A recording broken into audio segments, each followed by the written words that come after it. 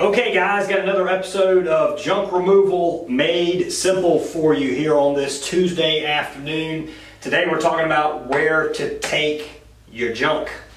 And there isn't necessarily a hard and fast rule for whether you should take your items to a landfill or transfer station and dispose of it. Whether you should recycle the stuff, whether you should donate the stuff, or whether you should sell the stuff. Typically you want to try and keep as much out of the landfill as you possibly can. However, there is an expense for all that time spent sorting through stuff. And donation centers have become extremely picky about what they take and what they don't take. A lot of people, a lot of guys on YouTube, I'm going to have a little bit of a different approach to selling items and scrapping items for the recycling income that a lot of people on YouTube will. And my number one rule is you are in the junk removal business. Your business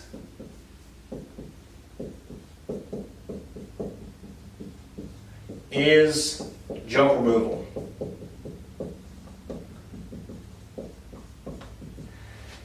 And the reason that's my first rule when it comes to deciding this stuff is it's very easy to look at this and think of, if you've got a bunch of items and there's some value to them, you could sell them and all that kind of stuff. But are you a junk resale company? No, you're not. You're a junk removal company.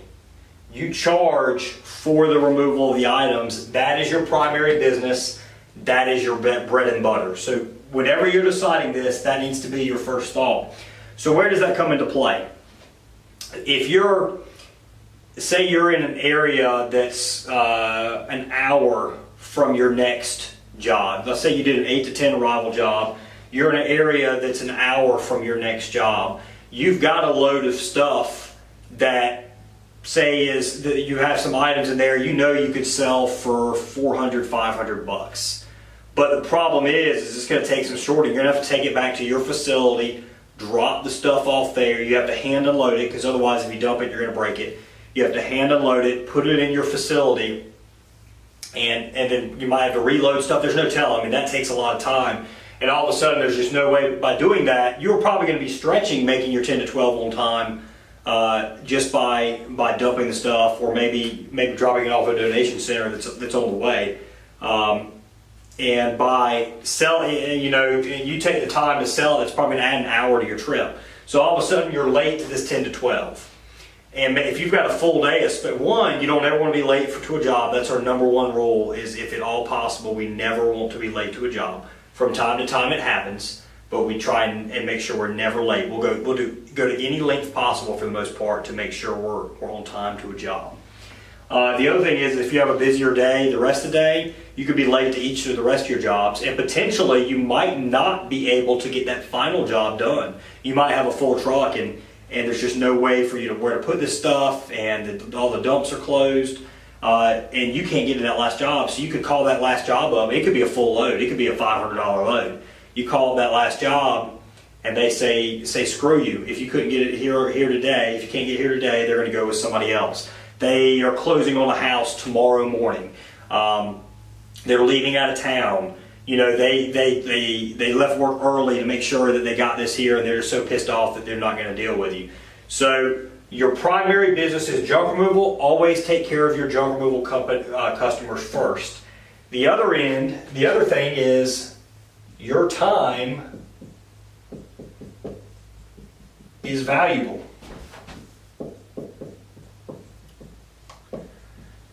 So you get these people, and they talk about they're selling some of the stuff they have a junk removal load that's maybe $200, but that $200, it's not just $200 profit. There's going to be time that you have to take pictures, get the stuff listed. You might have to clean the items up. You're going to have to meet people, and people jerk you around. And when you meet people, you're going to have to make time available for it could be an hour. If they tell you they're going to be there at 4:30, well, they likely won't show till 5 o'clock.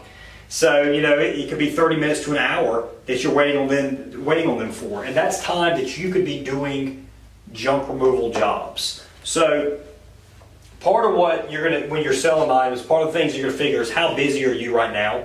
And if you're swamped, you probably just want to dump the stuff or donate it, be done with it. If you're slow, then maybe, you know, if you have time in between jobs, maybe you drop that load off.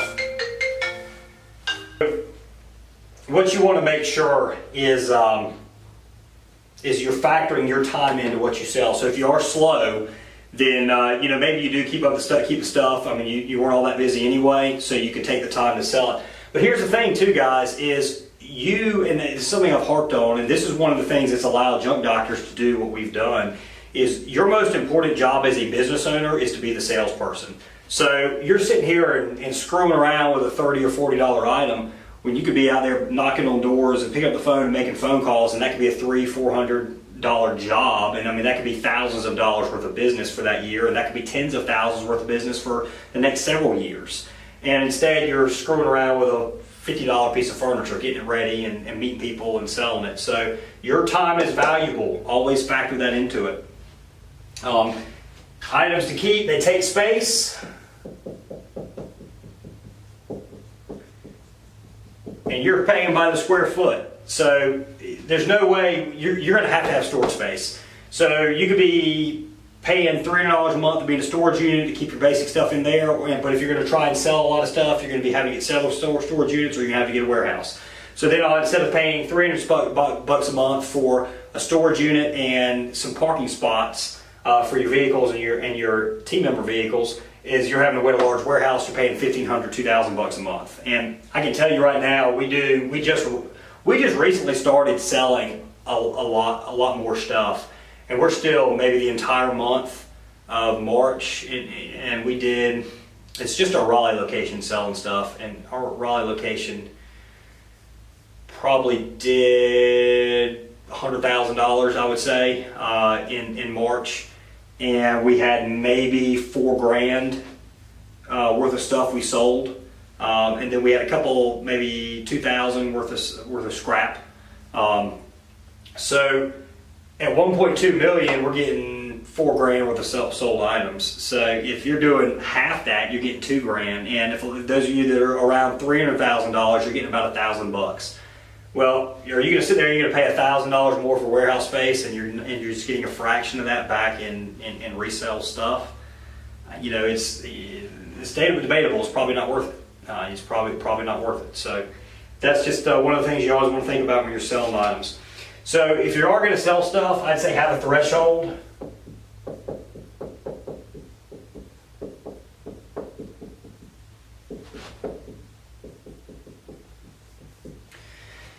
Meaning, like our threshold, if we were in a position where we were doing $300,000 a year, the threshold to sell items for us would probably be $300.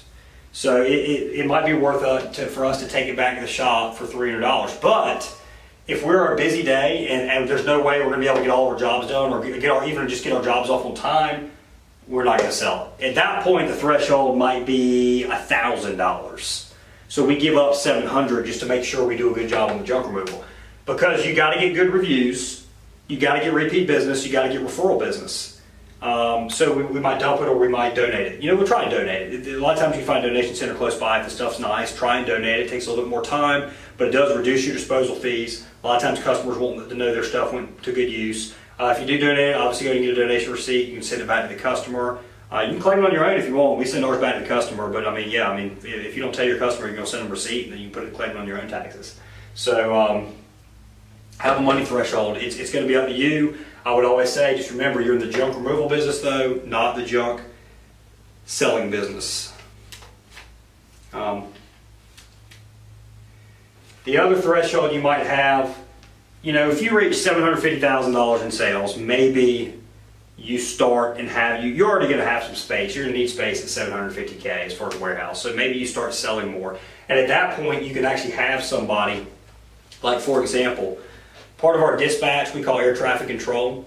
That guy that keeps up a job, so Christian and myself don't have to, because we're running 3 locations, Christian's pretty much running 3 locations now. I've got, you know, I'm still involved on the sales end of Junk Doctors, but most of my other focus is on Junk Removal Authority now.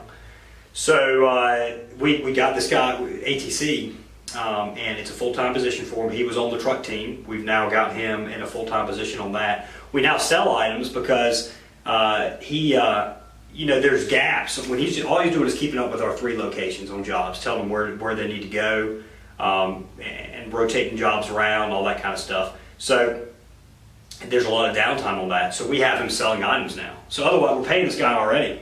So might as well have him paid to prep items, take pictures of items, list them for sale, and meet customers. And it's a little easier for us. We're not wasting as much time by sending people back to the office necessarily, because we have zones. North, they need to drop stuff off. We have zones where our trucks kind of stay. So no truck is, it's not like they have to go clean across town back and forth to make jobs. So they can be, our office is centrally located, so they can head back to the office, drop the stuff off, go off to their next job. But even then, if it's just, you need a threshold. So if all they have is $100, $150 worth of stuff, and they're in a zone that's far away, have them donate it, dump it, recycle it, whatever, and then just get on to the next job. Time is money. And you got 2 guys, if you have a crew of 2 guys when you get larger, you're sitting there, you're paying them, it's about $34, $35 an hour, depending on what they're making per hour. You got workers' comp and Medicare, Social Security you're paying too. So, if it takes them an hour if it takes them an hour, 30 minutes there, 30 minutes back, 1 hour, that's $36. So you've cut into what you can sell to there. So you still need a threshold there as well. The other thing is, it's hard to scale if you're super committed to sell. So there's a company around here, Garage Brothers. They actually had a show, I think it was on A&E. They did 5 to 10 episodes, something like that, called Garage Gold. And their whole deal is they'll clean your garage out, and they might do it for free if they can get enough money from selling stuff. And then if they can't, then they charge a little bit extra. So the entire series was based on kind of like American Pickers, except for junk removal. It was, what kind of stuff they came across, how much money it brought, and what could they sell it for. The problem is the vast majority of your junk removal workers aren't going to be able to recognize the value of stuff. They're going to have absolutely no idea. So selling stuff is hard to scale. It takes up a lot of time. It's hard to scale. Junk removal business, not junk selling business. I'll keep going back to that. Some customers might want a discount for items that you're going to sell because they have value.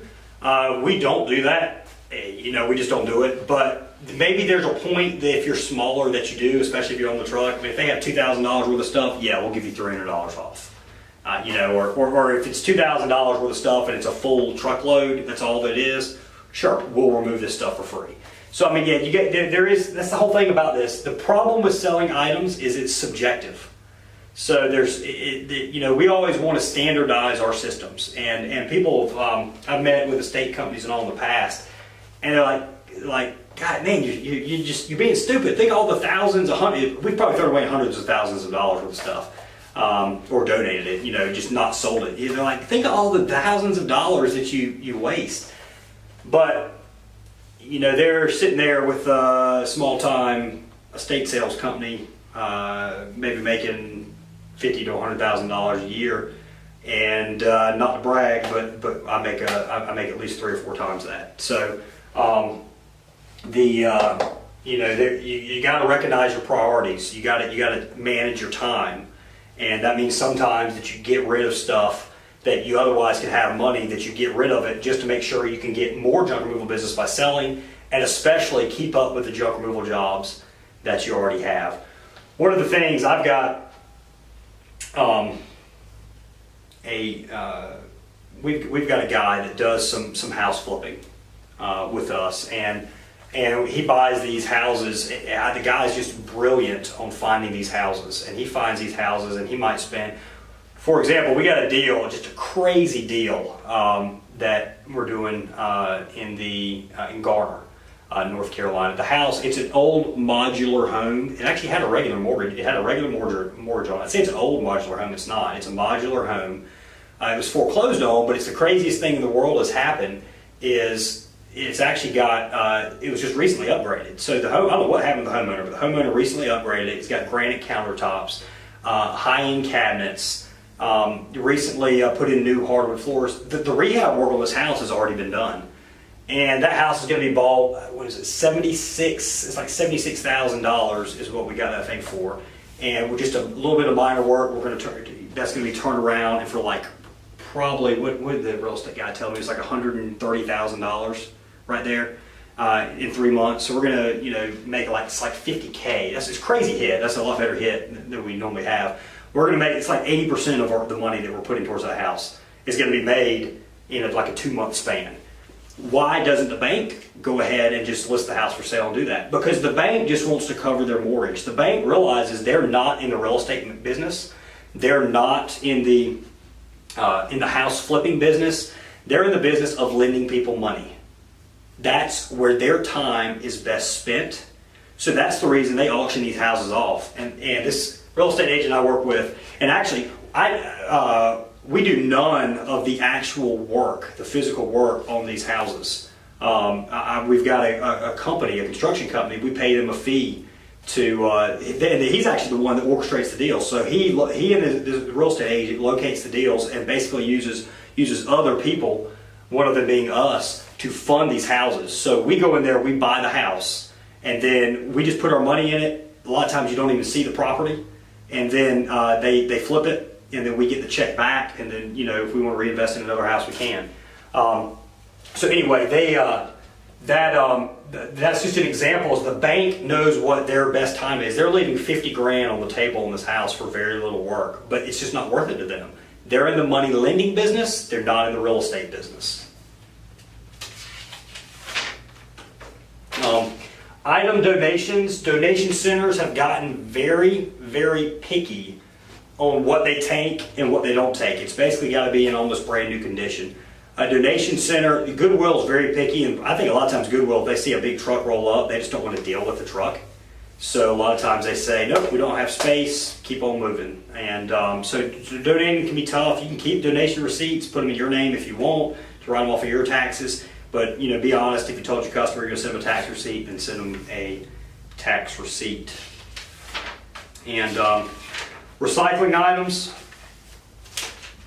The one thing, if the majority of load is metal, is steel, just regular old scrap steel, then yeah, you probably take it to a donation center, you dump just like you would in a landfill, and then you get whatever little bit of money comes from that load.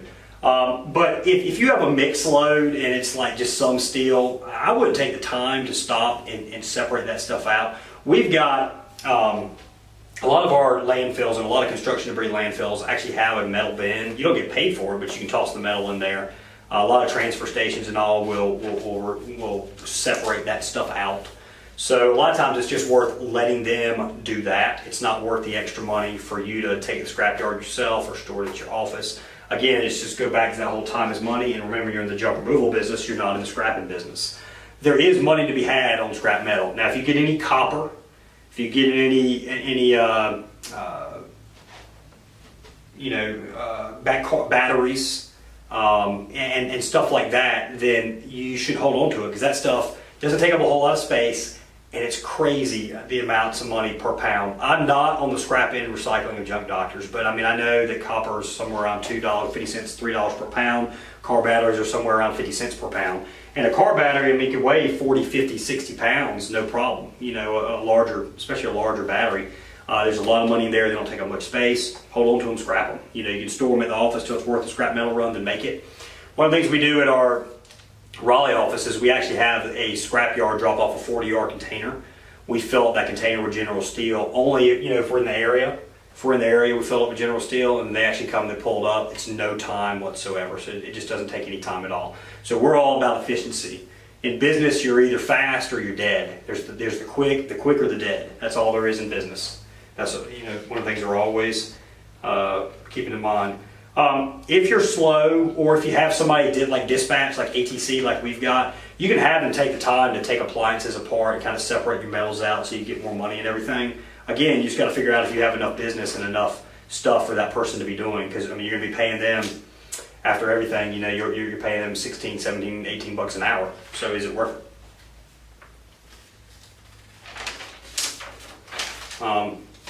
I just kind of want to go back to reminding you, you're in the junk removal business. I've said this a million times. So that needs to be your priority. I promise you, if you focus more on the removal end of things instead of on the selling end of things, you're gonna work out better. One thing I want to, just to kind of recap everything. I know we didn't write a whole lot on here. Again, this episode I feel like probably hasn't been quite as valuable as a lot of our other ones, but because the problem is there isn't a hard and fast rule on what you should do. There's no hard and fast rule on what you should do. So I can't sit up here and tell you definitively, like with advertising, I can tell you definitively, what works or what you should spend money on, what you need to change. Finances, I can tell you definitively. How to get more customers, I can tell you definitively. But this isn't. There's a lot of gray area in this, frankly, and it's just going to take some critical thinking. Again, your primary business is junk removal. Get your jobs done. Get your jobs done on time. Focus on selling and getting more junk removal business. And if you have valuable loads, $1,000 loads that come in that you can sell, you might want to sell them, but you might want to leave the stuff $400 or $500 and under alone. Get your work done. You're either going to be the quick or you're going to be the dead in business. There's plenty of people that are in the junk removal business that spend a lot of time selling stuff. They get money from selling stuff, and they're still a pea.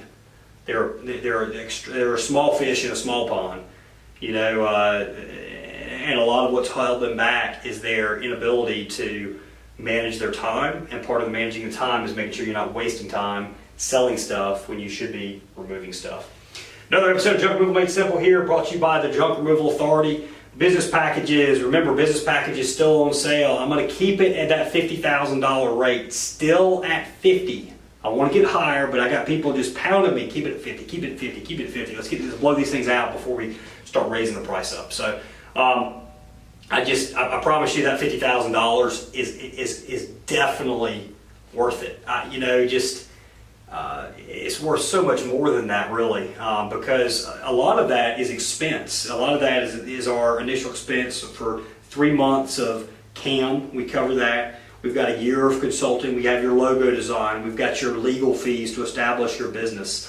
We've got your hotel expense and taking you out to the Angus Barn here in Raleigh, high class dinner. When you come here, and then when we come to you, we're covering our hotel expenses. All the airfares included. Pretty much every expense. There's going to be a few in there. Even office supplies are included. The initial tools are included. There's extreme amount of expense on our end that $50,000 includes. You're paying just a fraction for our expertise, and our expertise is worth probably 4 times the amount that we're getting. I don't even put a price on it. But business packages on sale. If you're thinking of getting into the junk removal business, call me. I'll tell you if I think of a business package is right for you. If you're going to call me up and you're saying that I don't have $50,000, I'm going to have to go in debt to get this $50,000, I'm going to tell you, you probably don't want to do this. You probably want to bootleg it. You probably want to bootstrap it like we did. But if you are coming to me and you've got $1 million or $500,000 or $200,000 or even $150,000 and you come to me and you're like, I want to spend $50,000 to start, or I want to start a junk removal business, how should I do it? I'm going to tell you, spend $50,000 with us, you're going to get to the point a lot quicker where you're making serious money, where you can actually have a return on that investment. I don't want to take your last $50,000. I certainly don't want to take money. I certainly don't want to take your last $20,000 and then $30,000 you borrow money on, because you're going to have a time period with our system that you're not making money. You're going to have a time period where you're losing a little money. Junk removal is pretty quick. Your losses are going to be a lot more limited than other forms of business, but you're still going to have a period where you're breaking even or losing money, most likely. Now, I've been surprised before. Our Charlotte location surprised us. We had some very large contracts right off the bat in Charlotte. We had like a month we lost money in Charlotte, and ever since then we've just been clicking away, a couple $1,000 profit every single month. So the business package is great. CAM is, we're doing so much more now than just dividing between AdWords and SEO. We're getting Yelp campaigns set up.